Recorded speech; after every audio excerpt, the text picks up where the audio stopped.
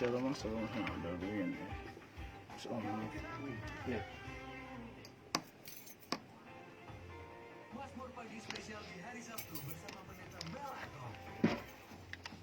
Salam kawan, salam jumpa dalam kasih Kristus dengan kita Pendeta Mel Aton. Kita mengucap syukur bahwa Tuhan kasih kesempatan buat Pas sedikit semua ibu petang untuk berbagi berkat melalui pemberitaan firman Allah dalam acara spesial Mazmur pagi di mana lagi kalau bukan di 96 SKFM. Shalom saudara yang diberkati oleh Tuhan Yesus Kristus dari Jalan Soeharto, Ruko Frensi, Blok B 10 Nekoten Kupang, 96 SKFM Radio Suara Kupang bersama saya Pendeta Mel Atok. Saya mengucap syukur bahwa pagi ini ada satu kesempatan yang sangat berharga yang Tuhan beri bagi kita semua untuk kita bisa menikmati berkat-berkat melalui pemberitaan firman Allah di radio SKFM ini atau Radio Suara Kupang. Dan juga shalom bagi semua kawan-kawan saya di Facebook yang pagi ini sudah bergabung untuk menerima pengajaran firman Allah yang akan menjadi pelita bagi kaki kita dan terang bagi jalan-jalan kita. Nah, saudara yang diberkati oleh Tuhan Yesus Kristus, untuk tidak membuang waktu lagi, saya akan mengajak kita untuk berdoa bersama-sama dan kemudian kita menerima firman Allah yang akan memberkati kita secara luar biasa pada saat ini. Mari kita satu dalam doa. Bapa di sorga, terpujilah namamu Allah pencipta langit dan bumi, Allah yang hebat, satu-satunya Allah yang benar, Allah pemilik kehidupan ini, Allah yang berjanji tidak akan pernah meninggalkan perbuatan tanganmu. Hari ini rahmatmu baru, kasihmu baru, pertolonganmu baru. Sungguh kami bangga mengandalkan Tuhan dalam setiap perjalanan hidup kami. Saat ini Tuhan, kami semua menyadari juga bahwa kami adalah orang-orang berdosa, kami tidak layak, kami tidak pantas. Tapi kami datang kepada Bapa di sorga melalui Tuhan kami Yesus Kristus. Dan kami tahu ada pemulihan, ada kesempatan, ada berkat luar biasa untuk kami terus melangkah di dalam takut akan Engkau. Seutuhnya acara pemberitaan firman Allah ini biar jadi dalam kekudusan-Mu, pertolongan-Mu, urapan Roh Kudus. Penuhi hamba-Mu yang hina ini, sehingga apa yang hamba sampaikan berkenan kepada Allah yang hidup dan juga memulihkan banyak orang. Demi nama Tuhan Yesus kami berdoa dan siap dengar firman-Mu. Haleluya. Amin. Baik, puji Tuhan saudara yang dikasihi oleh Tuhan Yesus Kristus. Kita masih melanjutkan seri khotbah The Seven Statement of Jesus Christ atau 7 pernyataan Tuhan Yesus. Nah, saudara-saudara yang diberkati oleh Tuhan Yesus Kristus, kita sudah sampai di pernyataan Tuhan yang kelima, aku adalah kebangkitan dan hidup. Dan pembacaannya itu, saudara-saudara, terambil dari Injil Yohanes, pasalnya yang ke-25 dan pasalnya yang ke-26. Silakan siapkan catatan saudara sehingga kita bisa mencatat kalau ada hal-hal yang penting, hal-hal yang mungkin sebelumnya kita belum tahu atau sudah pernah tahu tapi sudah lupa-lupa misalnya, kita bisa mencatatnya lagi supaya kita lebih segar, lebih kuat. Sebab tabiat kita sebagai manusia ini kan suka lupa, saudara-saudara, ya. Saya kalau khotbah sekarang karena katanya ada sinetron terbaper se-Indonesia katanya kan, Ikatan Cinta. Aduh, saya ini menyebarkan bukan ikatan cinta tapi ikatan firman, begitu ya. Nah, kalau ikatan cinta yang tidak ada hubungan dengan sorga, hanya memainkan emosi kita sesaat dengan skenario dan acting yang begitu luar biasa dari para aktor, artis, ya kan, bisa membuat kita terngiang-ngiang, tidak lupa, ya kan. Saya tahu mungkin ada beberapa bapak atau ibu ya yang sangat suka dengan sinetron Ikatan Cinta. Saya pikir ya itulah kreativitas manusia dalam membuat sebuah sinetron dan dampaknya luar biasa, pengaruhnya besar sehingga orang susah sekali melupakan sinetron Ikatan Cinta. Harusnya orang percaya yang betul-betul harus mengikat kita dan tidak boleh kita lupakan kapan saja, di mana saja, dalam keadaan apa saja adalah kebenaran firman Allah. Maka tentu diberkatilah setiap orang yang lapar dan haus akan kebenaran. Ada ayat kan bilang begitu toh? Berbahagialah orang yang lapar dan haus akan kebenaran. Kebenaran di dalam Injil Matius itu, dalam Matius 5 ayat 6 ya. Dia berkata berbahagialah orang yang lapar dan haus akan kebenaran. Itu artinya kebenaran secara moral atau hidup tambah berubah. Nah, bagaimana orang bisa tambah berubah, moral bisa tambah baik, bisa tambah hidup suci, takut akan Allah kalau tidak dengan pertolongan firman? Mazmur 119 ayat 9 mengatakan, dengan apakah seorang muda mempertahankan kelakuannya bersih dengan menjaganya sesuai dengan firman Tuhan. Iya kan? Lalu di dalam 2 Timotius 3 ayat 16 yang menjelaskan tentang manfaat Alkitab dari Kejadian sampai Wahyu, di mana ayat itu berbunyi, segala tulisan yang diilhamkan Allah memang bermanfaat untuk mengajar, untuk menyatakan kesalahan, untuk memperbaiki kelakuan, untuk mendidik orang ke dalam kebenaran, sehingga semua manusia kepunyaan Allah diperlengkapi untuk setiap perbuatan baik. Maka penting kita mencatat ayat-ayat kita, sebab sebagai manusia yang sering lupa, kita harus ditolong oleh Tuhan sendiri. Kita ini manusia berdosa, saudara-saudara. Jadi kalau hal-hal yang berkaitan dengan dosa atau tidak ada hubungan dengan kekekalan, tidak ada hubungan dengan memuliakan Allah, percayalah, sebagai manusia itu tabiat kita lebih cepat respon kepada hal-hal yang demikian.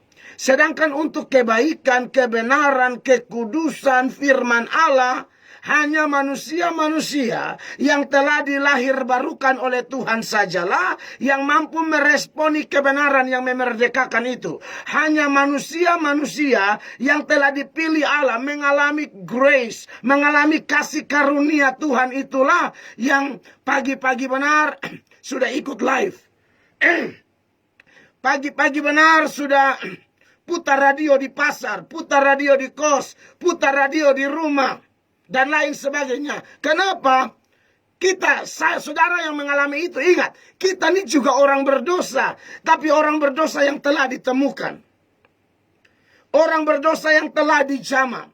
Orang berdosa yang menurut Paulus dalam 2 Korintus 5 ayat 17, jadi siapa yang ada dalam Kristus, dia adalah ciptaan baru, yang lama sudah berlalu, sesungguhnya yang baru sudah datang. Nah, akibat yang baru sudah datang, roh baru, pikiran baru, hati baru, tujuan hidup baru, pola hidup baru, standar hidup baru.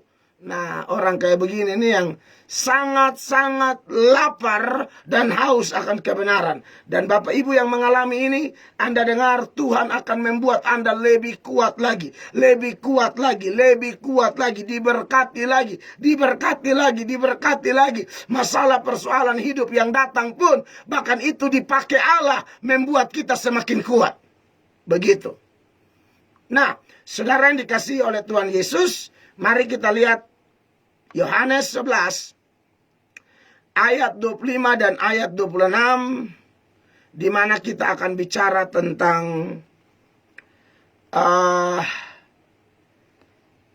kebangkitan dan hidup ya.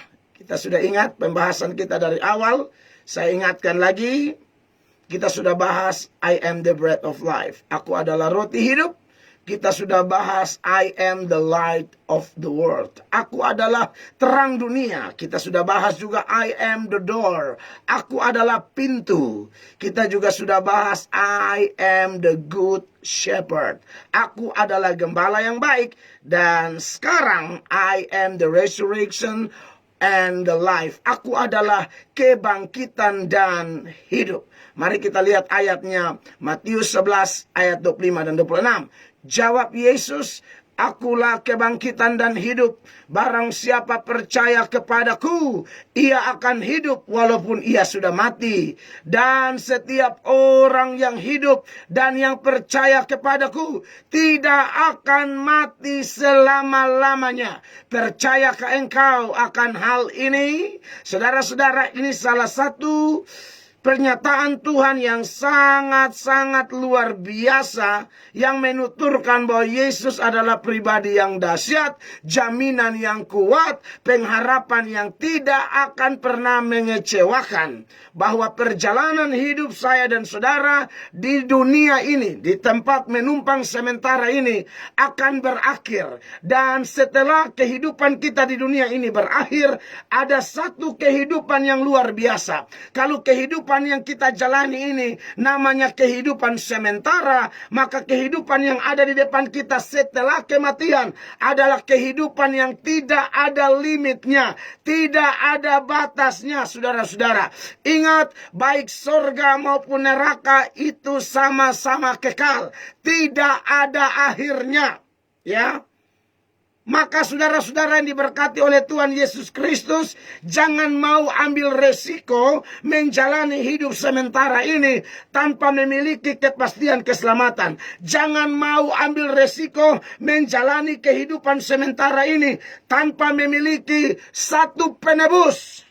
Jangan mau ambil resiko menjalani hidup ini dengan berkata, aku tidak butuh penebus, aku mau menebus diriku sendiri. Dengar baik-baik saudara-saudara, kita tidak bisa menebus diri kita sendiri.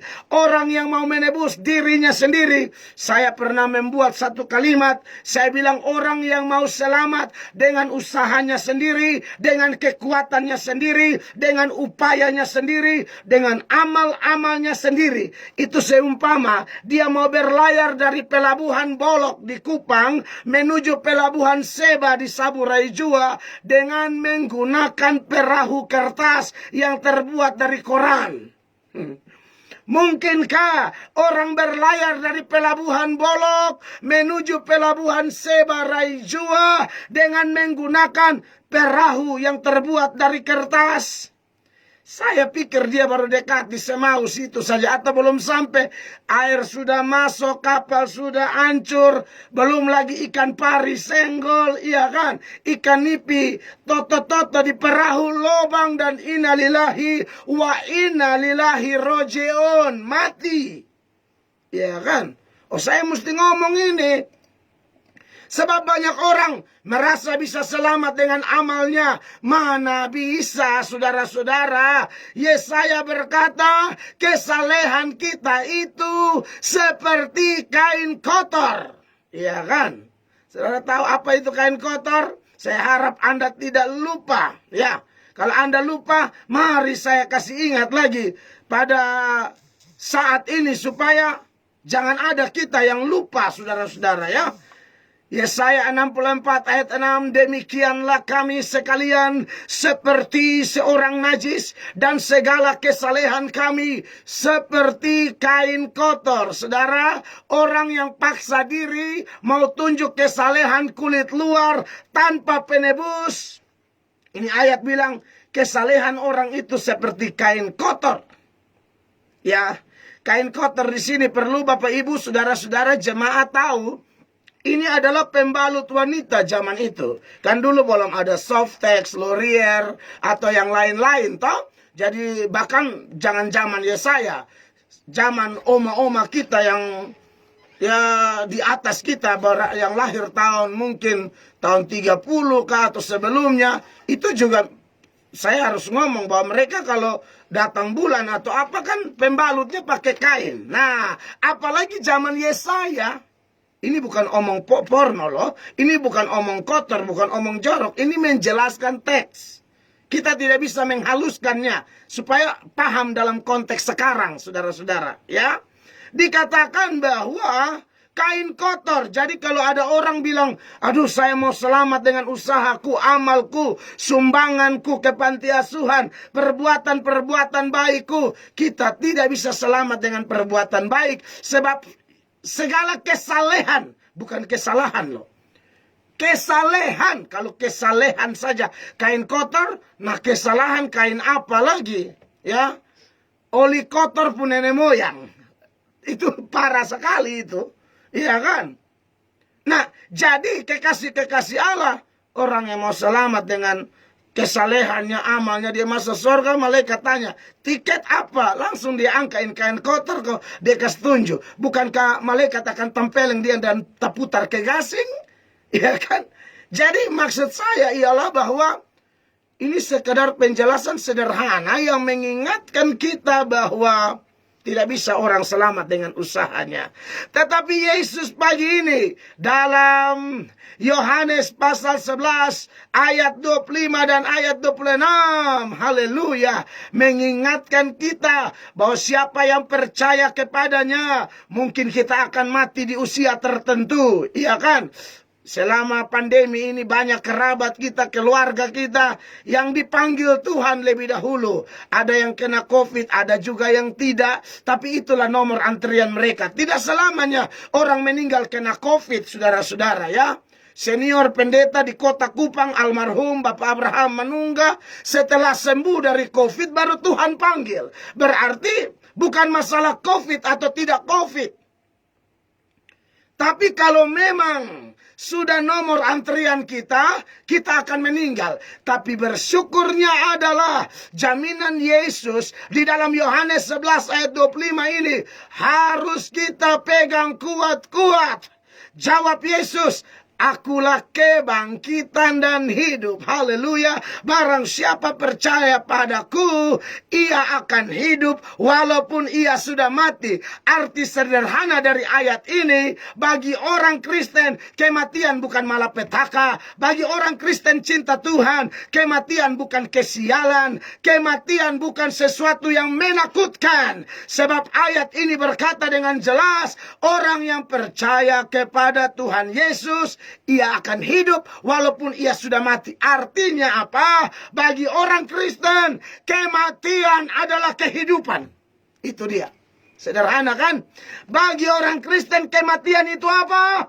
Kematian itu kehidupan. Kematian bukan akhir segala sesuatu. Kematian adalah permulaan hidup kekal, hidup tanpa limit, hidup tanpa batas bersama Bapa di sorga, Tuhan Yesus dan Roh Kudus. Dan kita akan ketemu orang-orang kudus yang telah mendahului kita. Itulah arti kematian menurut Yesus dalam statement kelima ini. Haleluya. Bukankah ini berita luar biasa Bapak Ibu? Kita semua sedang menuju lubang kubur. Kita semua sedang menuju antrian kematian. Kita semua sedang menuju di tanggal yang ditetapkan. Nyawa kita dicabut, roh kita dicabut, napas kita putus. Tapi kita tidak takut. Kenapa? Kita punya pengharapan yang jelas di dalam satu-satunya pribadi yang ajaib, satu-satunya penguasa tunggal, penguasa nomor satu dunia akhirat, Yesus Kristus Tuhan namanya. Ini nama paling terkenal, ini nama paling populer, ini nama paling berpengaruh, ini pribadi paling dahsyat yang adalah pusat pujian penyembahan dari setiap orang percaya. Ini adalah pusat teladan kehidupan dari setiap orang percaya. Dia layak terima pujian hormat. Nama inilah yang dikomandangkan. Kami bicara keras, kami berseru terus. Kekuatan yang dia kasih untuk serukan namanya. Dia kasih untuk beritakan bahwa di bawah kolong langit ini, haleluya, tidak ada nama lain yang olehnya orang beroleh selamat kecuali nama Tuhan Yesus Kristus. Haleluya. Saya bersyukur, saya kagum, saya hormat, dan saya berusaha memohon kekuatan Tuhan supaya apa yang saya khotbah pagi ini menular, merangsang, mempengaruhi jemaat Tuhan dimanapun Anda berada, bahwa masalah sebesar apapun yang kita hadapi, mau masalah ekonomi, utang piutang, sakit penyakit, masalah dosa, bahkan masalah kematian sekalipun, masalah-masalah itu tidak lebih besar dari Tuhan kita. Masalah-masalah itu tidak lebih hebat dari Tuhan kita. Yesus kita adalah Yesus yang wakbar. Haleluya. Dia Allah yang maha besar. Ya, itulah pusat pujian penyembahan kita. Ya kan? Saya ini tukang bicara, jadi kalau bicara lebih baik kasih keluar energi saya. Bicara untuk ini nama, bicara untuk kebenaran, bicara dan berharap khotbah saya yang hina ini dipakai Allah menarik orang-orang hari ini. Dimanapun engkau, siapapun engkau, apapun masalahmu, apapun latar belakangmu, saya tidak peduli. Yang saya percayai, Yohanes 6 ayat 37, Tuhan Yesus berkata, semua yang diberikan Bapa kepadaku akan datang kepadaku, dan siapa yang datang kepadaku, haleluya, ia tidak akan kubuang. Oh, haleluya. God is good in all the time. In all the time God is good. Allah baik dalam segala waktu, dan dalam segala waktu Allah terlalu baik bagi kita. Kekasih-kekasih Tuhan, pagi yang diberkati ini, saya bersyukur sekali bisa menyampaikan firman-Nya Tuhan Yesus kepada Anda. Ya, ini pribadi yang kami cintai. Jadi kami berusaha untuk membuat orang datang kepadanya. Ya, dan kalau ada yang menghinanya, kami juga akan menegur dengan keras. Dengan kasih, tapi dengan keras. Saya berbuat tanggapan kepada Ustadz Felix Yao, seorang mantan Kristen yang jadi mu'alaf. Sudah jadi mu'alaf, ya sudah khotbah bahas Al-Quran saja, kan begitu. Itu lebih enak begitu. Karena kami pendeta pun, kami tidak berani atau tidak ada porsi atau tidak ada hak membahas kitab suci orang lain. Itu tidak boleh. Karena apa? Memang kami tidak tahu. Andai kata pun tahu, tolong tahu ini negara apa? Ini negara Indonesia yang dimana kita saling menghargai, saling menghormati. Ya, di video terbaru saya posting beberapa jam yang lalu di YouTube, tanggapan saya kepada dia, dan saya bilang, kamu Ustadz mu'alaf dipakai setan. Kenapa saya ngomong begitu? Terlalu berani sekali dia tuduh Tuhan kita pembohong. Dia bela setan. Dia bilang setan yang benar, Tuhan yang pembohong. Karena setan yang benar, orang baca di kitab Kejadian, loh kok Tuhan ngomong makan buah mati, ternyata tidak mati. Setan bilang tidak mati, jadi setan yang benar. Jadi kalau ada orang Kristen baca, diharapkan, karena melihat Tuhannya pembohong, setannya benar, ayo kita masuk Islam. Ini kan kacau pemahamannya. Maka saya bantai dia gila-gilaan di channel saya itu. Ya, kalau saudara mau nonton lengkap, silakan cari yang terbaru hari ini. Nah, saya sampaikan karena begini, tidak bisa kita main-main. John Calvin mengatakan apa? Anjing saja akan menggonggong kalau tuannya diganggu. Itu anjing binatang loh. Kalau tuannya diganggu, anjingnya gonggong. Masa saya pendeta Melatok atau sesama pendeta-pendeta yang lain, kami hamba-hamba Tuhan Yesus Kristus, masakan kami tinggal diam saja kalau ada kebenaran Alkitab yang diputar balikan, ada tuduhan-tuduhan yang jahat seperti tuduhan si Ustadz mu'alaf Felix Yao yang dipakai setan ini, lalu dia berkata Tuhannya pembohong, setannya benar. Saya hantam, saya cuci dia betul-betul di dalam video itu. Karena bagi saya, ini orang buta Alkitab sama sekali. Tapi sok berkoar-koar. Saya tahu itu bagian dari tantangan zaman. Tapi bukan berarti bagian dari tantangan zaman Di mana Tuhan bilang akan muncul pengejek-pengejek kan? Salah satunya dia. Tetapi bukan berarti pengejeknya muncul, lalu hamba Tuhannya diam-diam. Tidak ada itu. Paulus mengecam jemaat di Korintus yang sabar saja. Ketika melihat ada orang menyampaikan Injil yang lain, Paulus mengecam mereka. Maka saya percaya bagi orang yang tidak berani menyampaikan kebenaran, nah ini pengecut. Besok dalam ibadah raya saya akan bahas ini dalam kalimat ketiga di salib, di mana perempuan-perempuan semua orang jauh dari salib, mereka dekat dengan salib itu, dan itu ada pelajaran menarik di sana. Akan saya bahas besok. Dan saya berharap Tuhan tolong internet lancar, semua lancar, biar video itu tersebar. Siapa mau dengar. Saya tidak takut, saya tidak pusing, karena saya bicara di atas fondasi kebenaran. Yesusku dahsyat dan luar biasa. Iya, karena saya tahu nanti Tuhan datang, Tuhan tuntut. Hei, kau pendeta sekolah teologi, kau juga hidup dari pelayanan Injil, ya. Kau dengar orang hina Tuhanmu, kok kau diam saja? Saudara sudah tahu tuh ada 3 cara menyangkal Tuhan. Yang pertama secara lisan, ya, atau secara kata-kata orang berkata, oh, saya tidak kenal, padahal dia kenal, kayak Petrus, iya kan? Yang kedua ialah sikap diam. Kalau dunia ini mengatakan diam itu emas, kalau anak Tuhan tahu kebenaran diam, diammu itu bukan emas, diammu itu pengecut. Ya kan? Itu diam tidak benar. Dia bilang kalau tidak mengakui aku di depan umum, karena kau diam, aku tidak akan mengakui kamu di depan Bapa. Dan yang ketiga adalah melalui kelakuan kita. Dalam Titus 1 ayat 16 itu, ya kan? Nah, jadi pagi ini, saudara yang dikasihi oleh Tuhan Yesus, kita bersyukur memiliki Allah sang kebangkitan dan hidup. Allah yang ajaib dan luar biasa. Ya, dia pusat pujian penyembahan. Kami sangat hormat dia. Tidak ada pribadi lebih manis, lebih indah, lebih luar biasa, lebih utama di hidup kami sebagai orang Kristen. Seharusnya begitu, selain daripada Tuhan Yesus Kristus. Karena dia berkata, kalau kamu tidak kenal aku, kamu tidak kenal Bapa. Kamu kenal aku, kamu kenal Bapa.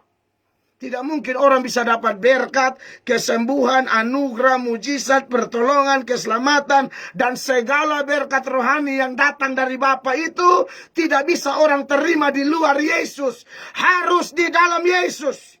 Karena dia satu-satunya jalan, Bapak Ibu terkasih. Satu-satunya jalan. Bukan salah satu.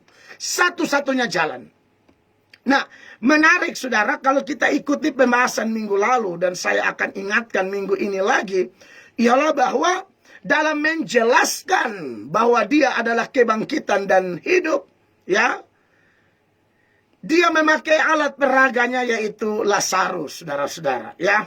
Lazarusnya sendiri tentu tidak tahu bahwa dia mau pakai Lazarus jadi alat peraga. Saya juga munculkan contoh-contoh lain dalam perjanjian lama seperti Yesaya yang disuruh jalan telanjang, Hosea yang dipakai untuk rumah tangganya jadi alat peraga menggambarkan hubungan Tuhan dan Israel, di mana Hosea harus menikah dengan Gomer, seorang pelacur yang sudah tinggal dengan Hosea, ada anak, dia kembali melacur lagi.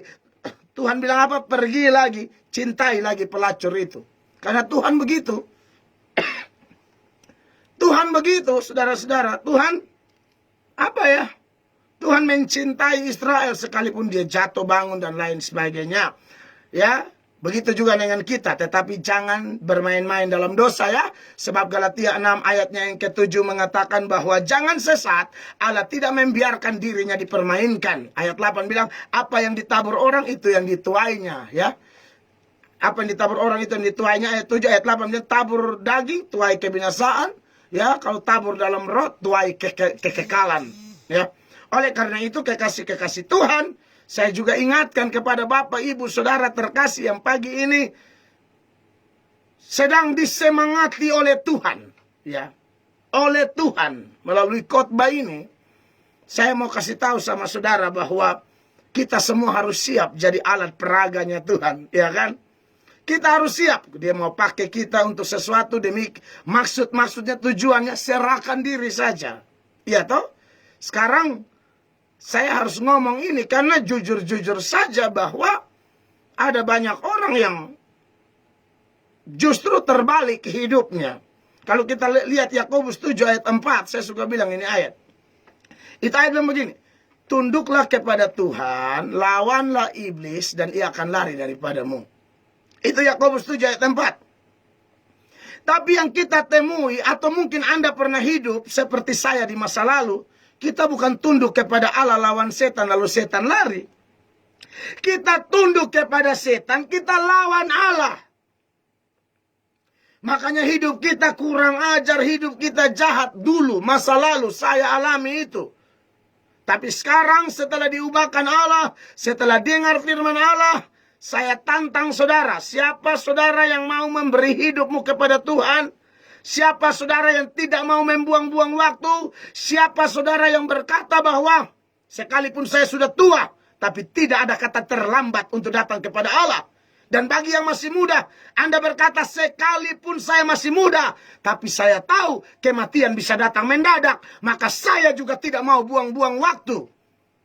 Dan setelah saudara datang kepada Allah, Dia akan berkuasa memakai Anda dan saya secara luar biasa. Dan saya perlu kasih tahu ya, kalau Anda mau itu saya harus kasih tahu, karena saya tidak mau jadi pendeta yang menina bobokan Anda dengan khotbah-khotbah yang manis. Saya bicara apa adanya. Sekalipun saya dan saudara sudah menyerahkan diri dipakai Tuhan, dan saya pastikan Tuhan sangat mencintai Anda. Tapi waktu Dia pakai Anda menjadi alat peraga, kadang-kadang ada kesakitan-kesakitan tertentu yang saudara dan saya alami. Contohnya, dalam peristiwa di mana Yesus mengeluarkan statement kelima tentang aku adalah kebangkitan dan hidup ini, saudara tahu, Lazarusnya diizinkan sakit, bahkan sampai mati, saudara-saudara. Ya, Yohanes 11 ayat 3 bilang begini, Bapak Ibu terkasih. Dan Lazarus yang sakit itu adalah saudaranya. Kedua perempuan itu mengirim kabar kepada Yesus, maksudnya Maria dan Marta. Dia bilang, Tuhan, dia yang engkau kasihi sakit. Saudara, orang benar kalau sakit belum tentu karena Tuhan hantam dia atau jengkel dia. Tidak. Bisa jadi Tuhan mengasihi Anda, Tuhan mengasihi saya, tapi Dia bentuk, Dia proses kita dalam satu peristiwa yang menyakitkan. Ya. Yesus, ayat 5, Yesus memang mengasihi Marta dan kakaknya dan Lazarus. Jadi Anda lihat ketiga orang ini, Marta, Maria, Lazarus, sangat dikasihi Yesus. Tapi yang dikasihi Yesus ini sedang sakit. Saudara, ini saya perlu kasih tahu ya.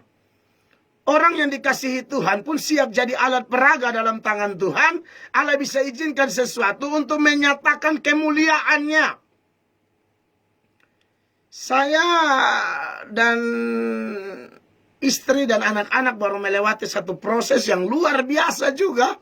Kelahiran anak kami yang keempat itu terjadi melalui operasi di mana beliau masuk 24 Februari ya. Masuk di rumah sakit Siloam. Lalu 25 paginya mau operasi. Ternyata masuk 24. Rapid antigen reaktif, positif COVID. Bayangkan ini ibu hamil mau operasi beberapa jam lagi. Di rapid antigen ternyata positif COVID. Tapi operasi tetap berjalan. Anak keempat, putra keempat kami. Pemberian Tuhan. Ini bukan pergumulan gampang loh. Tapi kalau ingat ini ayat-ayat. Apalagi saya kan mulut besar toh. Saya berteriak ini terus. Lalu mana mungkin saya protes dia. Saya tahu dia cinta saya. Saya tahu dia cinta saya, istri dan anak-anak. Tapi ini yang terjadi. Istri terkasih, hamil besar, mau operasi beberapa jam lagi, rapid antigen, reaktif, positif, COVID-19. Operasi tetap berjalan. Hasilnya apa?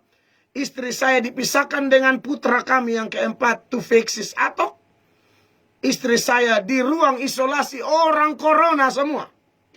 Di Siloam. Ini saudara yang belum tahu cerita, saya berbagi dulu. Tapi kami tidak berani kasih salah Tuhan.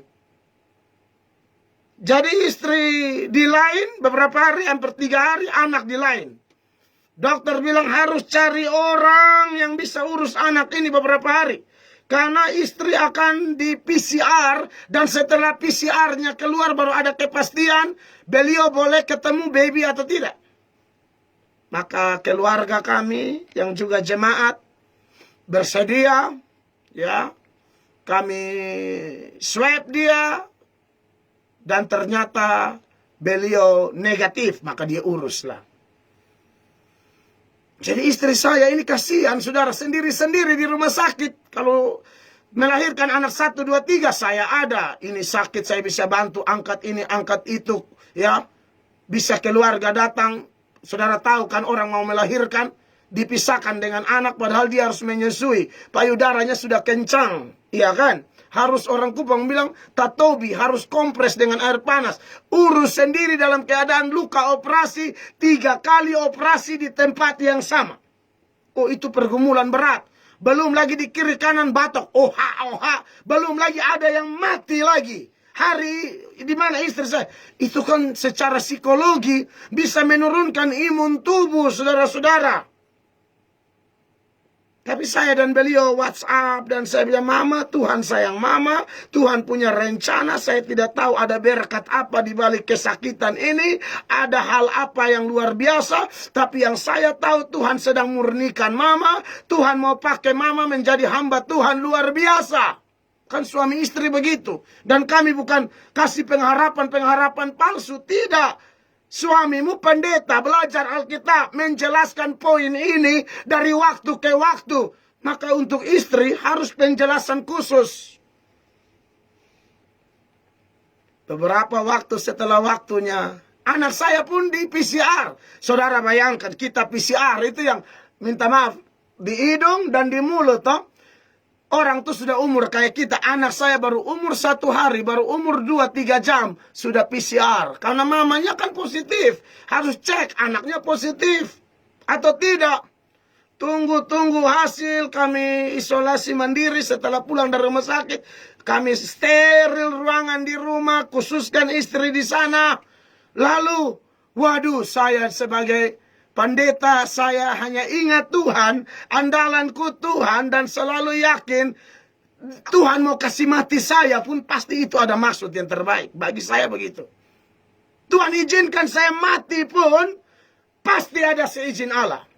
Maka kami mulai, karena sebelum beliau ke sana kan kami sama-sama semua. Tidur, bangun, dekat sekali kan. Maka kami satu keluarga pun swab. Satu keluarga negatif, saudara. Sekarang tunggu istri punya hasil. Saya tetap berdoa dan berkata, Tuhan, hamba mau istri negatif hasil PCR-nya. Tetapi bukan hamba, tapi Tuhan, kehendakmu yang terbaik. Jadilah kehendakmu. Hasil keluar PCR-nya, anak saya negatif, istri saya negatif.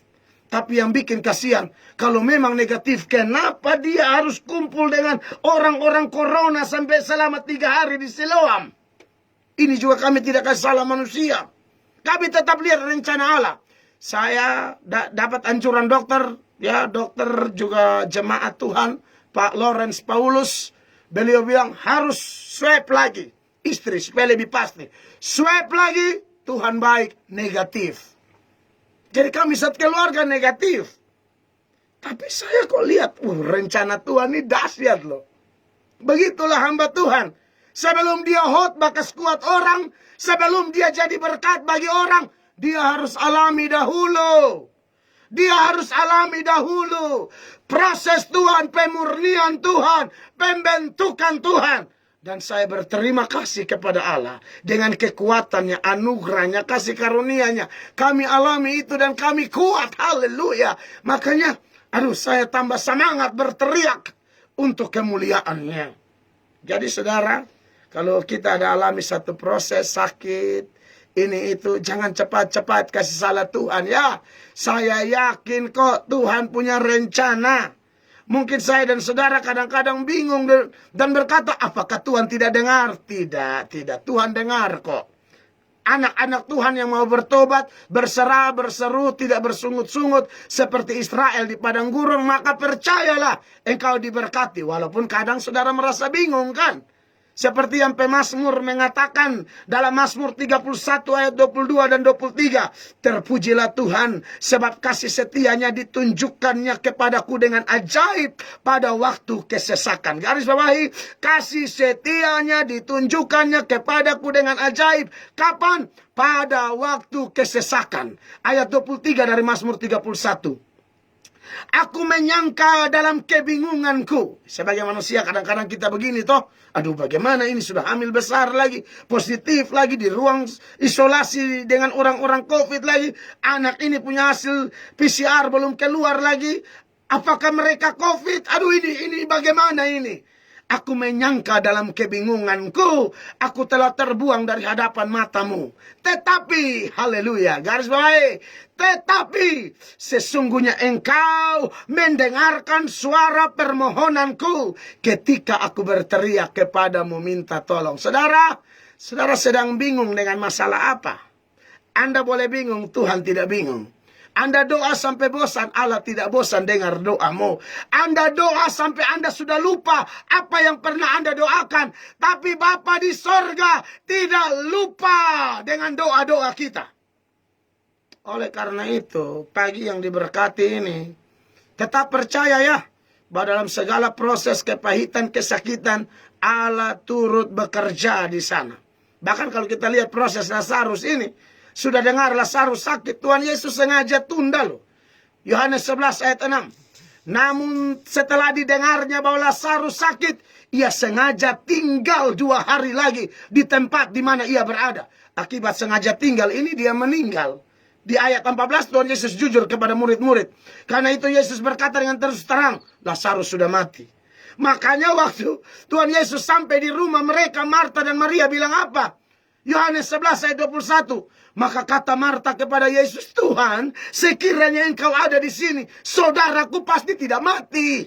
Maria juga. Ayat 32 dari Yohanes 11. Setibanya Maria di tempat Yesus berada dan melihat dia, tersungkurlah ia di depan kakinya dan berkata kepadanya, Tuhan, sekiranya engkau ada di sini, saudaranya pasti tidak mati. Saudaraku pasti tidak mati. Belum lagi orang-orang di sekelilingnya sudah mulai omong-omong yang tidak-tidak. Contoh di ayat 37 dari Yohanes 11. Tetapi beberapa orang di antaranya berkata, ia yang memelekkan mata orang buta, tidak sanggupkah ia bertindak sehingga orang ini tidak mati? Jadi semua serba kasih salah Tuhan. Inilah ketika kita tidak mengerti rencana Allah. Kadang kita seperti Marta, kadang kita seperti Maria, kadang kita seperti orang-orang yang mulutnya, orang Kupang bilang boto-boto terus. Ngomel-ngomel. Dia kasih sembuh orang buta. Ayolah kasih bangkit ini orang mati. Dia datang lama-lama makanya orangnya mati. Saudara bayangkan itu ya. Tetapi ternyata ada pelajaran. Makanya waktu murid-murid dalam keadaan bingung tentang kondisi Lazarus sakit bahkan sampai mati, Tuhan Yesus bilang begini dalam Yohanes 11 ayat 14 dan 15. Tuhan Yesus mau mereka belajar untuk percaya.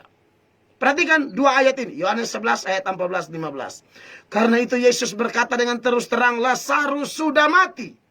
Lalu Yesus bilang begini, tetapi syukurlah.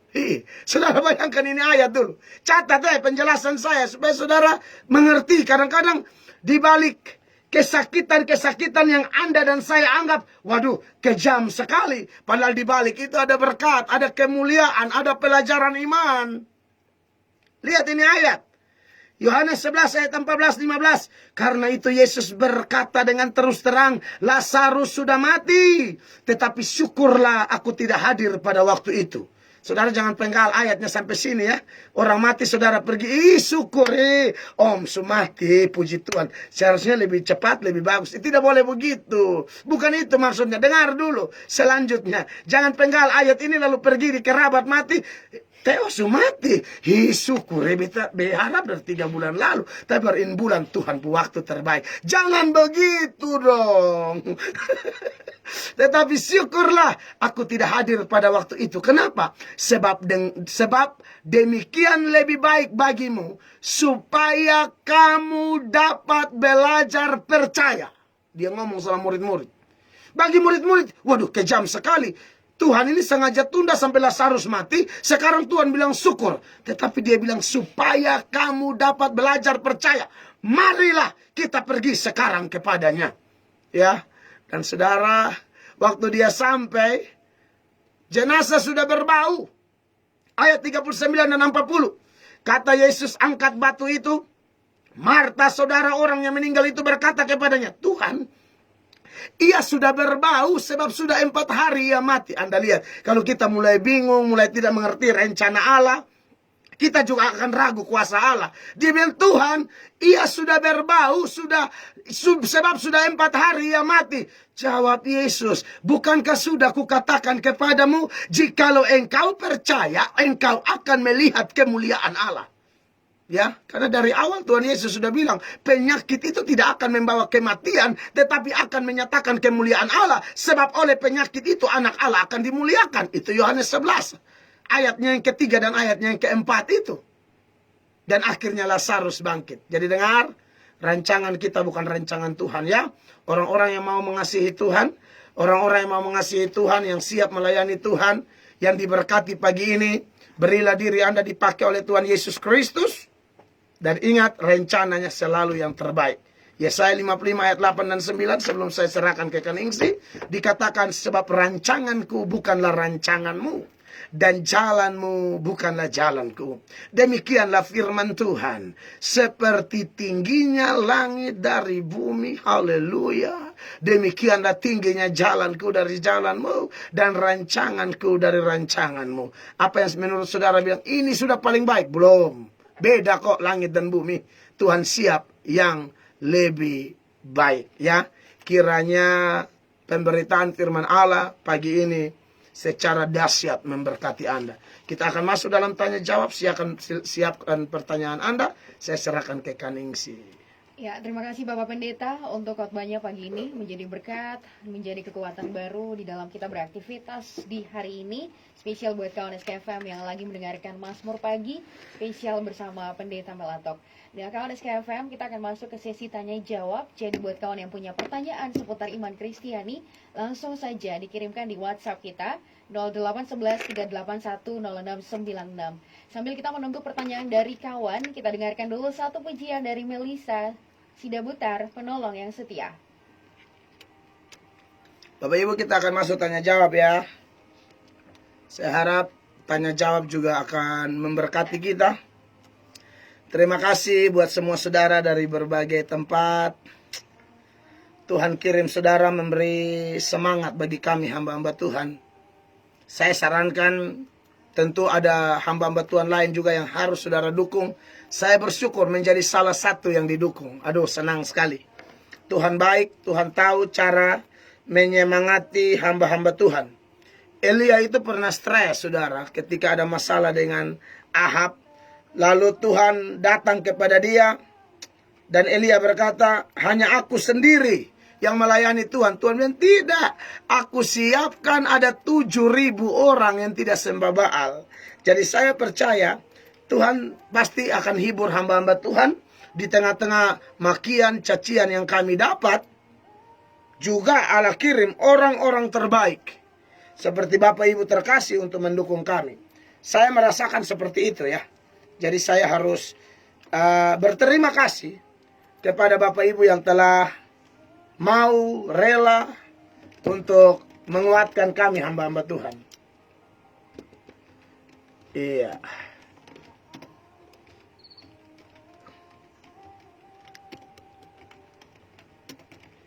Wow, luar biasa.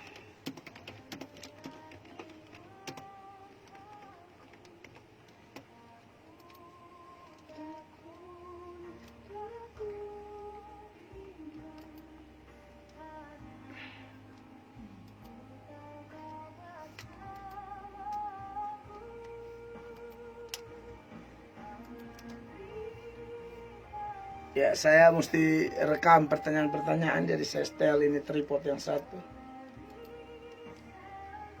Aduh, Tuhan baik. Terima kasih Tuhan Yesus. Oke, keren.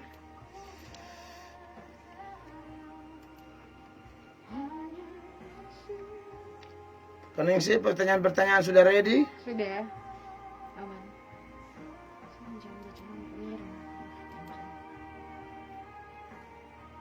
Mengapa orang tangan sudah kita berdosa? Ya, buat tim Amazing Grace, kalau ada orang yang tanya nomor atau yang lain sebagainya, silakan ditanggapi ya, tim Amazing Grace ya. Oke, Tuhan baik, Tuhan baik, Tuhan baik. Besok saya akan live jam 10 pagi ya. Itu topiknya menarik, saudara. Tentang perkataan ketiga Tuhan Yesus disalib. Dan saya berharap akan memberkati Bapak Ibu secara luar biasa. Live-nya jam 10 waktu Indonesia Barat. 10, ya. Oh no. Waktu Indonesia Tengah. 10 pagi berarti saudara di luar NTT di bagian Barat. Jam 9 pagi di Indonesia Timur, Papua, Ambon. Jam 11 ya. Saya berharap bisa memberkati ya. Sekali lagi saya ada posting video saya tentang Felix Yao itu. Silakan saudara sebarkan supaya kebenaran Tuhan ditegakkan dan orang-orang yang menghina kebenaran dipermalukan oleh Tuhan sendiri. Oke, kita akan masuk tanya jawab.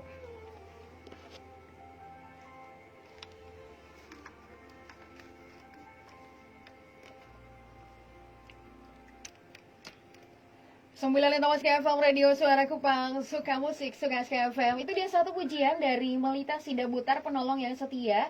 Sudah temani kawan di Mazmur Pagi spesial hari ini bersama Pendeta Mel Atok. Yeah. Nah kawan yang punya pertanyaan langsung saja dikirimkan ke WhatsApp kita 0811 381 0696. Dan Bapak Pendeta, ini sudah ada pertanyaan yang masuk. Kita langsung saja Silakan. ke pertanyaan yang pertama.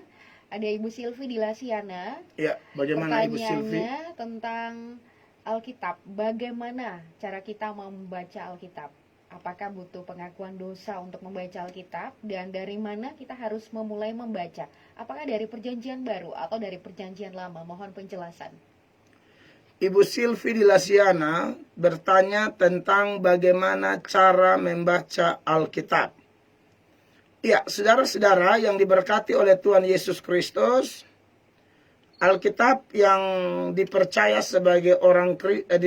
oleh orang Kristen sebagai kitab suci atau firman Allah ini memang benar-benar firman Allah dari Kejadian sampai Wahyu, ya. Dan saya yakin sekali bahwa iman kita ini kan bertumbuh dari firman Allah ya. Roma 10 ayat 17 mengatakan bahwa iman bertumbuh dari pendengaran dan pendengaran akan firman Kristus. Itu iman bertumbuh dari situ.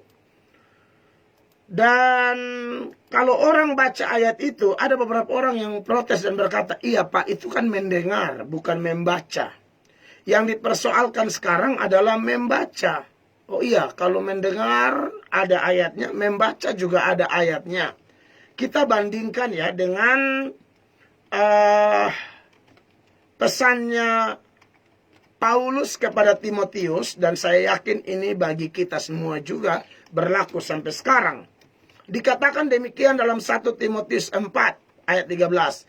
Sementara itu sampai aku datang, bertekunlah dalam membaca kitab-kitab suci, dalam membangun dan dalam mengajar. Ya, nah ini penting sekali lagi. Bertekunlah dalam membaca kitab-kitab suci, dalam membangun dan dalam mengajar. Jadi urusan baca kitab suci itu dikatakan harus bertekun. Ya. Dan manfaatnya sangat luar biasa. Karena ternyata Timotius misalnya sebagai contoh yang kita angkat bahwa anak ini sudah dari kecil di bawah asuhan omanya dan mamanya, Lois dan Eunike itu diajar untuk baca Alkitab. Dan saya pikir ini menjadi informasi penting, juga dorongan bagi orang-orang tua ya. Bapak, ibu, kakak, adik, saudara-saudara, tolong anak kita, ponaan kita, cucu kita, bimbing mereka tiap hari baca Alkitab ya. Nonton TV boleh, main game sedikit boleh lah.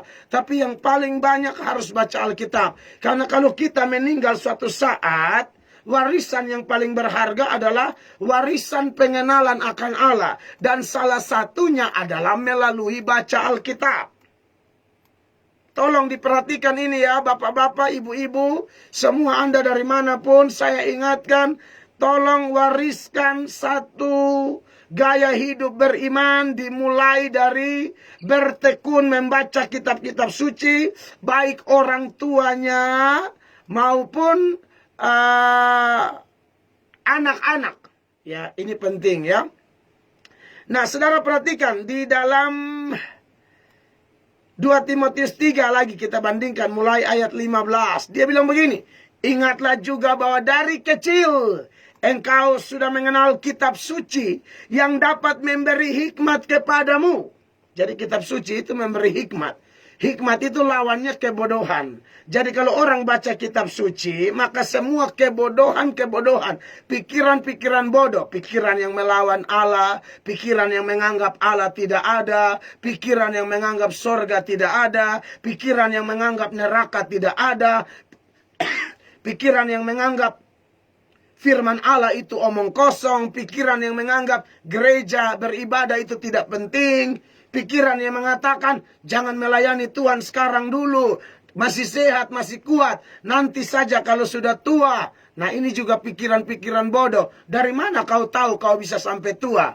Bagaimana kalau jalan-jalan tiba-tiba mobil tangki air hantam kau dan rata? Dari mana kau tahu kau bisa sampai tua? Bukankah itu pikiran bodoh? Ya, anak-anak muda, ya, jangan ada pikiran-pikiran bodoh. Karena takut diputusin oleh pacarmu, kau rela melakukan hubungan seks di luar nikah, lalu hamil dan berharap kalau sudah hamil, laki-laki tidak lari kasih tinggal. Dari mana kau tahu bahwa laki-lakinya dijamin tidak tinggalkan kamu? Fakta di lapangan ada yang sudah hamil ditinggalin. Jadi ini ayat bilang kalau kau mengenal kitab suci memberi hikmat, terutama berkaitan dengan keselamatan. Pikiran bodoh seperti yang saya khotbah tadi. Dari mana kau tahu bahwa kau bisa selamat dengan usahamu? Tidak bisa. Keselamatan tidak ada di luar Yesus. Hanya di dalam Yesus. Perbuatan baik tidak bisa menyelamatkan. Ya, nabi-nabi siapapun tidak bisa menyelamatkan. Nabi-nabi saja berdoa minta diselamatkan kok. Ya, jadi yang saya mau katakan pada hari ini, manfaat Alkitab luar biasa. Setelah dia usir itu kebodohan-kebodohan, dia ganti dengan hikmat. Lalu ini ayat bilang begini, dan menuntun engkau kepada keselamatan oleh iman kepada Kristus Yesus. Jadi kalau sudah berhikmat, langsung ketemu Yesus. Setelah itu dia lanjut lagi 16. Segala tulisan yang diilhamkan Allah memang bermanfaat untuk mengajar. Mengajar di sini bukan ajar ilmu matematika, akuntansi, ya, biologi, sosiologi, bukan. Ini mengajar di sini ditekankan adalah mengajar tentang pribadi Allah, pengenalan akan Allah, sifat-sifat Allah, maunya Allah, kehendaknya Allah. Nah, setelah dia ajar, lalu dia lihat kalau ada yang salah, ini firman kasih tahu. Oh, dikatakan untuk menyatakan kesalahan. Jadi kalau ada pandangan kita yang salah tentang Allah, hanya datang kepada Tuhan, hanya cari apa yang Tuhan punya, bukan Tuhan itu sendiri. Yang Tuhan punya itu apa? Berkat, mujizat, jawaban doa, pertolongan, pekerjaan, jodoh, anak, suami, istri, harta, mobil, tanah, itu yang Tuhan punya. Banyak orang hanya cari ini, lalu dia buang Tuhannya. Nah, melalui pengajaran dia nyatakan kesalahan. Kalau sudah tahu salah, dia bilang untuk memperbaiki kelakuan dan mendidik orang dalam kebenaran. Iya kan? Lalu ayat 17 bilang, dengan demikian tiap-tiap manusia kepunyaan Allah diperlengkapi untuk setiap perbuatan baik. Jadi jelaslah sudah bahwa manfaat baca Alkitab, dengar firman Allah itu sangat luar biasa. Membuat orang mengalami perubahan luar biasa. Iya kan? Nah, tapi saya juga perlu sampaikan bahwa ternyata ada orang juga yang sebenarnya baca Alkitab kok tidak berubah ya. Saya tunjukkan datanya dulu ya. Tapi ada kasus di mana orangnya baca Alkitab, selidiki Alkitab, bahkan mungkin dia sekolah teologi. Saudara pernah dengar kan anak-anak sekolah teologi, tapi pemabuk luar biasa. Anak-anak sekolah teologi, tapi kalau berantem itu mau cabut parang, mau bacok-bacokan, itu ada. Saya bingung, mereka di kelas itu kelas Alkitab. Belajar ini, belajar itu, selidiki ini, teliti ini, periksa itu. Tapi kalau tanya mereka bertobat, tidak. Makanya jangan heran ada sekolah teologi tertentu yang mencetak pendeta-pendeta preman. Pendeta-pendeta pemabuk yang pimpin pemuda minum mabuk lalu berkata, minum-minum dari sekarang karena di surga sudah tidak ada lagi bir campur anggur ya, sepia apa kita minuman di entertain, sopia ya, di Manado sana cap tikus sudah tidak ada lagi, hantam memang. Supaya nanti di surga kita sudah tidak rasa lagi. Saudara, dari mana kau tahu dari mana kau tahu kau ke surga? Ya, pendeta pemabuk tidak bertobat begini, peminum nakal. Saya khotbah di satu kampung, pendetanya tersinggung dengan jemaat, ambil parang, kejar jemaat di salah satu desa. Saya bilang, bisakah saya ketemu dengan pendeta itu? Kita cerita-cerita dulu. Kita ini nakal baru jadi pendeta. Ini pendeta, jadi pendeta baru nakal. Waduh, saya mau share dulu. Ini sebenarnya posisi yang benar bagaimana? Nakal berubah menjadi pendeta atau pendeta nakal? Begitu loh, jahat. Saudara perhatikan nih. Yohanes pasal 5 mulai ayat 39. Kamu menyelidiki kitab-kitab suci. Sebab kamu menyangka bahwa olehnya kamu mempunyai hidup yang kekal. Tetapi walaupun kitab-kitab suci itu memberi kesaksian tentang aku, ini masalahnya ayat 40. Namun kamu tidak mau datang kepadaku untuk memperoleh hidup itu. Nah, ini dia. Orang baca Alkitab tidak berubah, bahkan tidak masuk surga. Karena periksa Alkitab, selidiki Alkitab, tapi tidak menerima Yesus sebagai Tuhan dan Juru Selamat. Tetap ke neraka. Nah, makanya Ibu Selfie dari Lasiana bertanya, kalau begitu Pak, baca yang benar bagaimana? Yang pertama Ibu, memang betul kita harus baca dengan meminta ampun dosa. Dan kalau belum terima Yesus dulu Ibu. Karena kalau orang tidak percaya Yesus, dia selidiki Alkitab pun percuma. Majus-majus itu datang, Herodes kaget mendengar berita, Herodes kumpulkan ahli-ahli Taurat. Lalu ahli-ahli Taurat itu menjelaskan, waduh, tidak meleset, akan lahir di sini. Artinya dia paham Alkitab. Sehingga Herodes jadi tahu. Tapi dalam Matius pasal 2 itu ayat 1 sampai 12 ada 3 kelompok. Majus, Herodes, ahli Taurat. Siapa yang datang sembah Tuhan? Hanya Majus. Hanya para Majus. Herodes dapat penjelasan tapi tidak sembah. Ahli-ahli Taurat pintar menjelaskan Alkitab, tapi juga tidak datang cari Yesus. Yang tersungkur kepada Yesus cuma para Majus. Maka teladanilah para Majus, Ibu. Kalau urusan dengan firman dan Tuhan. Ya, kita kenal Tuhan, kita baca Alkitab, dimulai dengan apa? Bertobat. Tidak bertobat, susah. Ya, terima Yesus dulu, minta ampun dosa.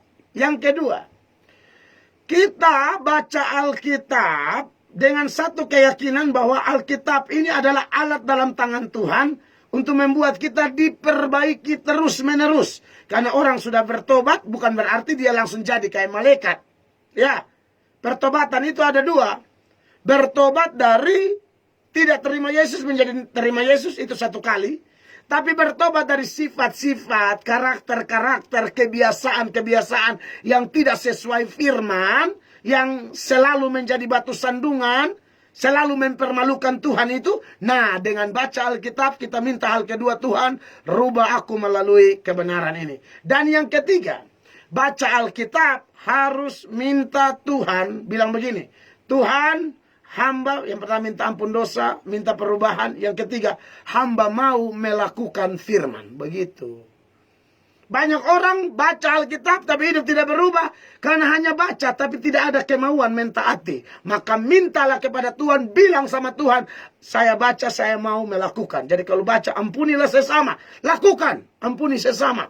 Baca ketemu, ingat, kuduskan hari Sabat, langsung lakukan. Buang dosa-dosa, betul buang dosa. Begitu, itu baru baca Alkitab, dengar firman. Makanya Anda jangan heran, banyak gereja, jemaat, pergi ke gereja dengan dosa, pulang tambah berdosa. Pergi dengan kotor, jahat, pulang tambah jahat. Karena dia pergi ke gereja, dia pikir hanya rutinitas hari Minggu. Hanya pergi untuk menyelesaikan liturgi, tata cara. Tidak ada kesiapan berubah. Makanya yang selingkuh tetap selingkuh. Bahkan ada majelis yang berselingkuh. Pendeta juga selingkuh dengan jemaat. Karena pendetanya juga mungkin hanya cari makan di gereja. Ini sebagai lahan cari uang. Jadi tidak ada niat. Berarti pendeta juga belajar Alkitab mungkin. Ya. Yang bersinah tetap bersinah, tipu tetap tipu. Ya. Gara-gara tidak siap melakukan. Oleh karena itu, ya, kita harus berdoa minta itu ya. Soal baca bagaimana yang bagus, kalau saya sarankan baca berurutan dari Kejadian sampai Wahyu.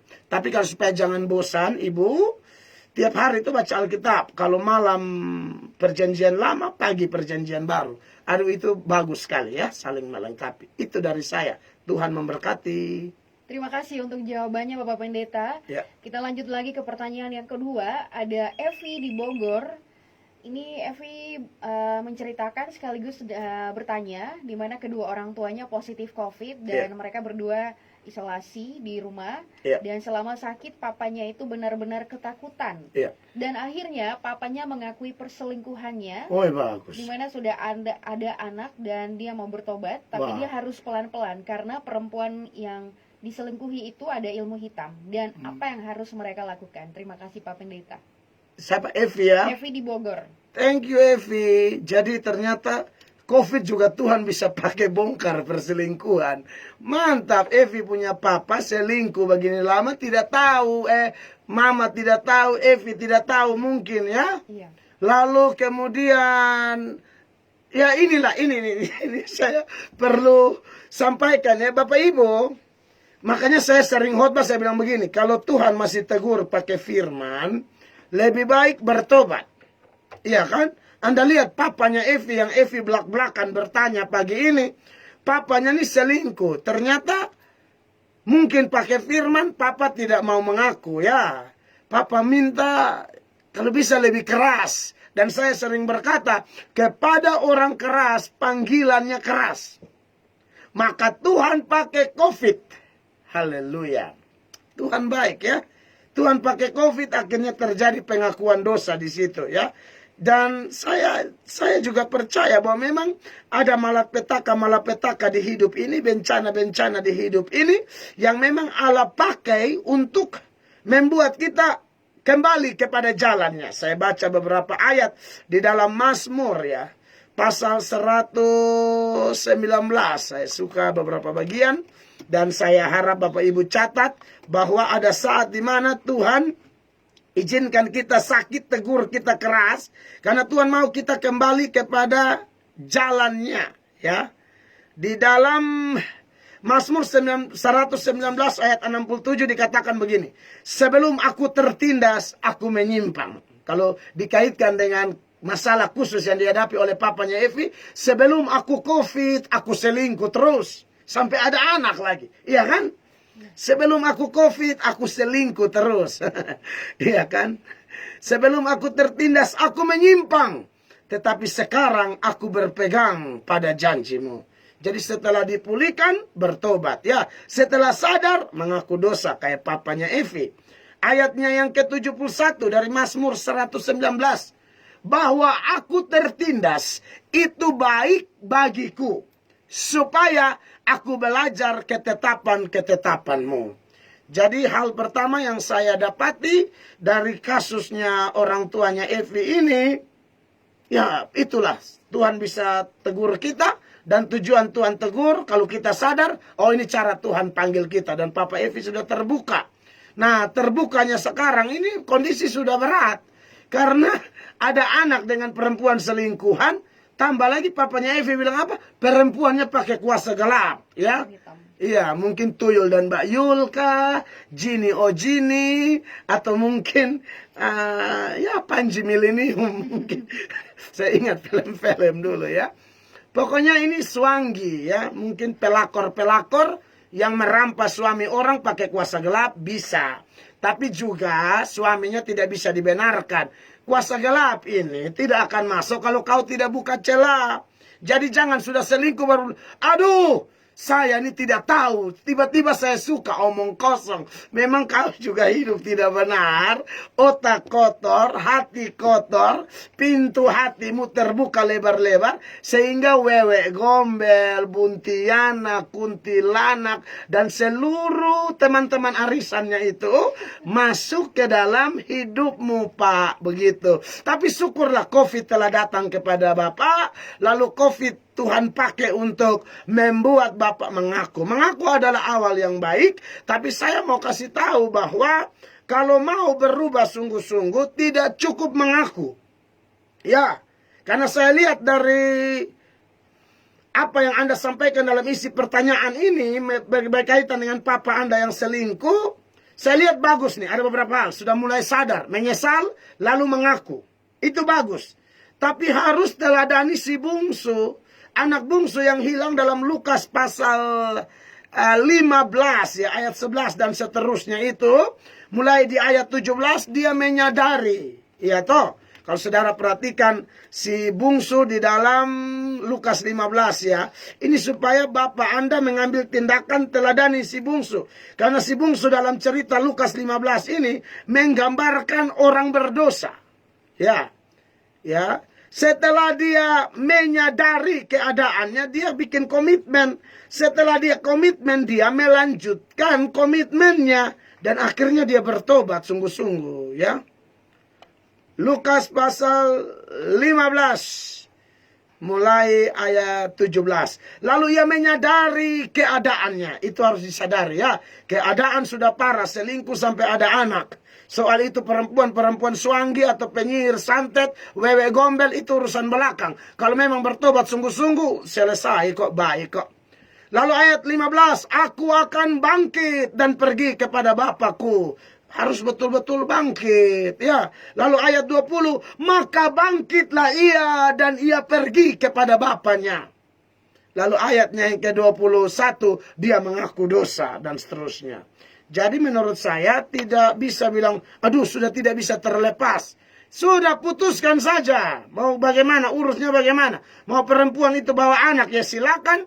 Zaman Esra bilang putuskan semua. Yang nikah-nikah sembarang, kawin campur yang tidak sesuai firman. Putuskan.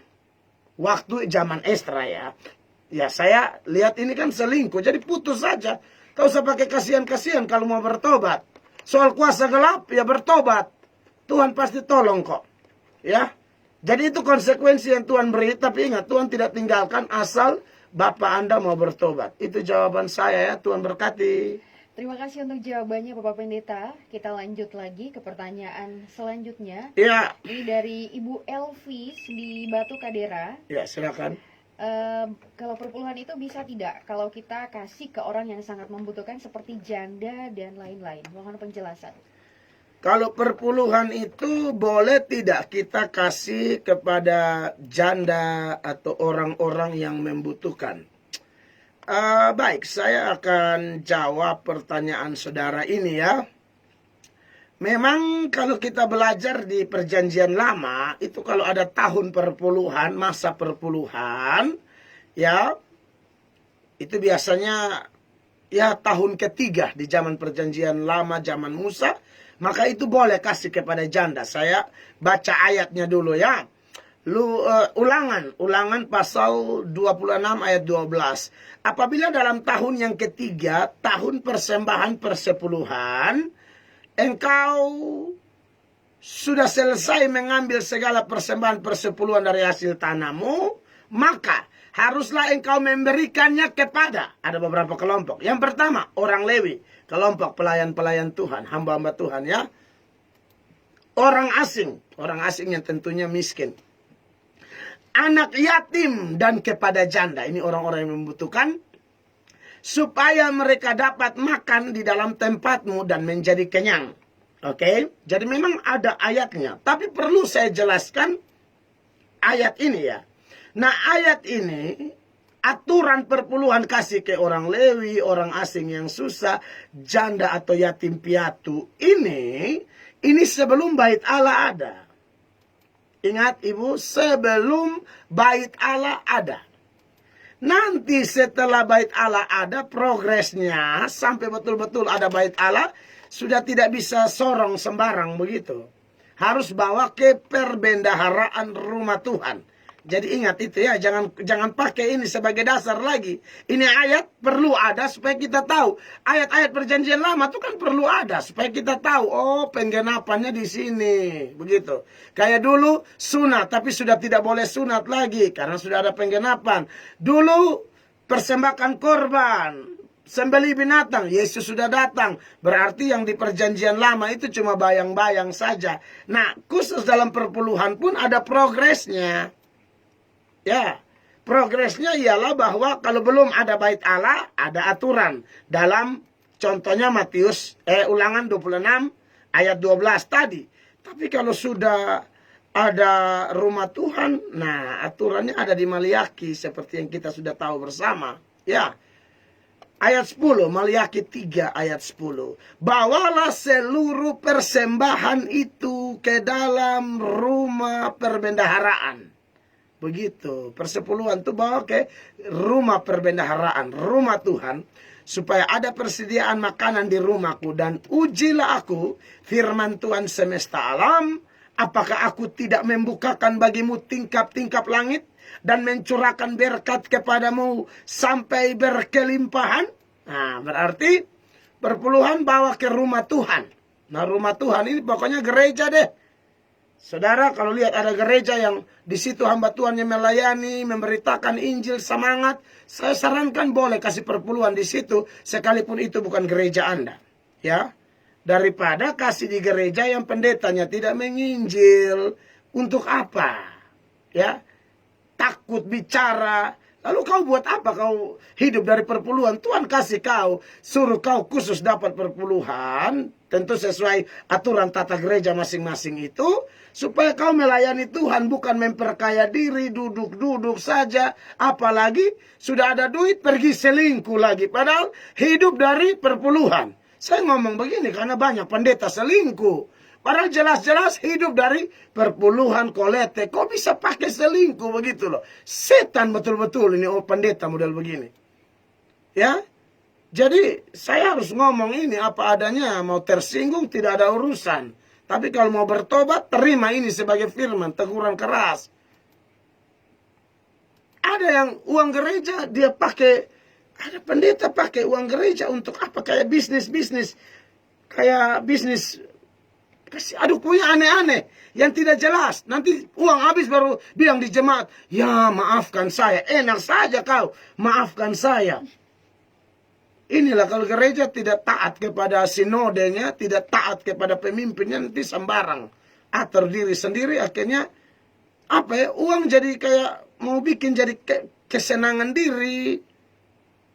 Kayak begitu. Jadi ini yang perlu kita sampaikan ya. Jadi ibu, kasih perpuluhan di gereja. Perpuluhan itu bukan untuk di orang lagi ya. Nanti baru gereja pasti ada pos-pos bantu orang juga kok. Ya, Tuhan berkati. Ya, terima kasih untuk jawabannya dan kita lanjut lagi ke pertanyaan selanjutnya. Bagaimana cara kita menyadarkan orang yang hidupnya menyimpang seperti LGBT? Mohon penjelasan.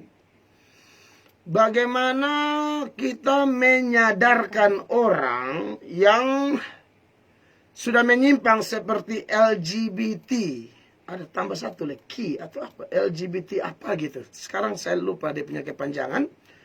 Nah, LGBT yang lesbian, yang gay, yang homoseks ini bagaimana? Ya. Nah, saya lihat ini topik yang tidak akan mati sampai dunia kiamat ya. Walaupun sudah ada teguran keras di Sodom dan Gomora, tapi sepertinya setan bekerja lagi. Sehingga kelompok ini seperti sedang membangun kekuatan yang besar. Di negara-negara barat sana, aduh, kampanye legalitas sampai menghasilkan ya hukum aturan yang melegalkan kelompok LGBT ini. Bagaimana menyadarkan mereka? Kalau bagaimana menyadarkan mereka, saya pikir itu hanya Tuhan yang bisa ya. Kalau kita ya, kita tetap berdoa, menyampaikan firman Allah. Tapi kelihatannya orang yang dijajah oleh dosa apapun, apalagi LGBT, itu agak gampang-gampang susah ya. Ya, mereka akan semakin menjadi-jadi ya. Ada yang saya khotbah terlalu keras, tidak mau gereja lagi. Karena saya khotbah keras, saya bilang yang homo tolong bertobat. Ya kita harus ngomong, mau ngomong putar bagaimana. Pernah saya khotbah ada yang datang tuh laki-laki, tapi kelihatannya sudah pakai, minta maaf, sudah pakai BH. Lalu duduk paling muka lagi. Nah mana mungkin saya bisa loloskan BH? BH. Bagaimana saya bisa loloskan orang ini yang laki-laki pakai BH? Kau laki-laki. Tuhan tuh cipta kau. Ya, terakhir saya lihat baca berita, ada Lucinta Luna sudah breokan sekarang ya. Nah, jadi tidak bisa mau tipu bagaimana. Jonathan Tan yang dulu LGBT ada, tidak datang bersaksi di gereja. Lalu dia laki-laki tapi sudah semacam kebiri begitu tuh, operasi, potong kelamin, laki-laki jadi perempuan. Ya sekarang sudah bertobat kembali lagi jadi laki-laki. Akhirnya saya tanya dari mimbar, dia sekarang pakai yang mana?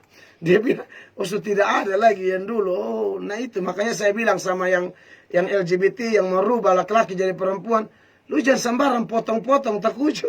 Lu mau bertobat, ame kembali mau pirau di mana lah. Nah, jadi maksud saya ialah bahwa untuk menyadarkan LGBT ini aduh kecuali Tuhan. Buktinya Jonathan Tan itu bertobat loh, diubahkan Allah. Mengaku dia kembali kepada identitasnya. Laki-laki operasi jadi perempuan, terakhir Tuhan jama, jadi kembali laki-laki. Waktu jadi perempuan, ikut ibadah kaum ibu. Jadi orang pikir dia ibu-ibu. Setelah dia bersaksi, aduh ternyata laki-laki selama ini. Nah jadi, saya harus bilang bahwa ini dosa mengerikan. Harus bertobat. Saya beritakan firman sungguh-sungguh. Dan bagi yang tidak mau bertobat, saya kasih tahu Anda ya, buat saudara yang homoseks, yang gay, LGBT, yang di Kupang bilang lu marungga makan kelor. Nah, saya mau kasih tahu sama Anda bahwa Tuhan mengasihi Anda, tapi Tuhan sangat membenci dosamu. Jadi saya harap engkau datang kepada Tuhan. Tapi kalau engkau tidak mau datang, saya kasih tahu ya, Tuhan bisa lepas tangan. Dan akibat Tuhan lepas tangan, engkau semakin menjadi-jadi. Ya, saya baca ayat-ayat tertentu ya. Roma pasal 1 ayat 24. Karena itu Allah menyerahkan mereka kepada keinginan hati mereka akan kecemaran, sehingga mereka saling mencemarkan tubuh mereka, sebab mereka menggantikan kebenaran Allah dengan dusta, dan memuja dan menyembah makhluk dengan melupakan penciptanya yang harus dipuji selama-lamanya. Amin. Karena itu Allah menyerahkan mereka kepada hawa nafsu yang memalukan. Jadi Allah lepas tangan. Makanya ditandai dengan kalimat, karena itu Allah menyerahkan mereka kepada hawa nafsu yang memalukan, sebab istri-istri mereka menggantikan persetubuhan yang wajar dengan yang tak wajar. Demikian juga suami-suami meninggalkan persetubuhan yang wajar dengan istri mereka, dan menyala-nyala dengan birahi mereka seorang terhadap yang lain, sehingga mereka melakukan kemesuman laki-laki dengan laki-laki. Nah ini pasti homo, gay. Dan karena itu mereka menerima dalam diri mereka balasan yang setimpal untuk kesesatan mereka. Jadi LGBT itu sesat. Itu tolong jangan ada yang jadi pahlawan lalu bela lagi. Kita bukan benci orangnya, benci dosanya. Dan Jangan memberi anak kita tontonan-tontonan laki-laki yang berdandan perempuan. Sebab tanpa disadari, mereka sedang mengkampanyekan identitas mereka supaya diterima. Makanya anak-anak saya tidak suka lihat laki-laki tampil bencong baru anak saya nonton. Saya tidak mau. Begitu. Dan beberapa orang yang latar belakang begitu mau pelayanan, saya bilang jangan bikin gemulai-gemulai di sini ya. Bikin tegang diri. Kita jangan bikin menular, itu dosa menular loh. Ya. Jadi menurut saya hanya Tuhan sih, Ibu. Ya kita yang bertanya, kita berdoa berserah aja ya. Tuhan berkati. Dan pertanyaan tadi adalah pertanyaan terakhir kita di Mazmur Pagi kali Iya. ini. Sebelum kita pamit, ada yang akan disampaikan oleh Bapak Pendeta, silakan. Ya, baik pendengar sekalian, terima kasih sudah dukung. Dan sekali lagi, ada beberapa informasi postingan saya seputaran Ustadz Felix Yao yang mengatakan Tuhan kita pembohong. Saya bantai dia habis-habisan di video saya itu. Bukan apa-apa, tapi orang-orang kayak begitu perusak persatuan bangsa. Jadi harus hantam. Jadi saya tegur keras dia, silakan sebarkan video itu biar bermanfaat bagi orang lain. Lalu yang berikut, besok itu ibadah kami di Amazing Grace, ibadah 1 sudah berubah menjadi jam 7 pagi. Jadi saudara yang mau ke gereja jam 7 pagi ya, ibadah 1. Ibadah kedua jam 10 pagi. Nah disitulah live di Facebook dan juga di radio ini. Ya, jadi saudara yang di radio bisa dengar. Lalu yang ketiga 5:30 sore dimulai. Saya yang akan berkhotbah dalam 3 ibadah itu. Jadi saudara tidak mungkin kehilangan materi secara berurutan dari the 7 saying of the Savior on the cross. Ya, 7 perkataan sang penebus di salib. Kita sudah di perkataan ketiga dan ada pelajaran luar biasa di sana ya. Tapi yang mau datang gereja ingat ikuti protokol kesehatan. Wajib pakai masker. Selama dengar khotbah pakai masker ya. Begitu ya. Hanya itu yang bisa saya sampaikan. Saya Pendeta Mel Atok menyampaikan ini, kita berdoa. Bapa di sorga, terpujilah namamu Allah yang hidup dahsyat dan luar biasa. Hambamu bersama tim sudah melakukan pelayanan kami dengan tidak sempurna.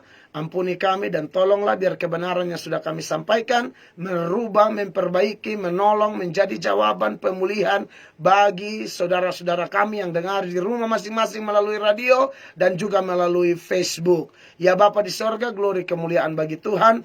Tolonglah pemerintah di negara kami supaya mereka semakin dipakai Tuhan untuk menolong masalah COVID dan masalah lainnya. Dan kami rindu di tahun ini sudah ada hidup yang normal lagi Tuhan. Setelah COVID ini Tuhan izinkan. Tuhan dimuliakan. Tuhan tidak pernah salah. Berkatilah pendeta-pendeta hamba Tuhan untuk kami setia. Kami tetap miliki hati hamba dan bersemangat memberitakan Injil sejujur-jujurnya. Semua jemaat pendukung Tuhan memberkati. Radio ini Tuhan pakai dan biar hidup kami berkenan kepada Tuhan. Hamba tahu yang lemah sudah dikuatkan, yang jatuh diangkat kembali, yang berdosa diampuni. Pemulihan besar terjadi pagi ini. Biar video khotbah ini di Facebook pun disebarkan dan banyak orang dilawat oleh Tuhan. Glory kemuliaan bagi Allah. Demi nama Yesus hamba berdoa dan bersyukur, dan biar berkat dari Bapa, Anak dan Roh Kudus turun di atas kami semua. Haleluya. Amin. Terima kasih Bapak Pendeta, terima kasih kawan SKFM. Sampai ketemu lagi minggu depan. Kita pamit, stay tune terus, suka musik, suka SKFM. Tuhan memberkati. Saudara diberkati oleh Tuhan Yesus. Sampai jumpa, silakan sebarkan video ini. Terima kasih banyak. Tuhan Yesus memberkati. Shalom.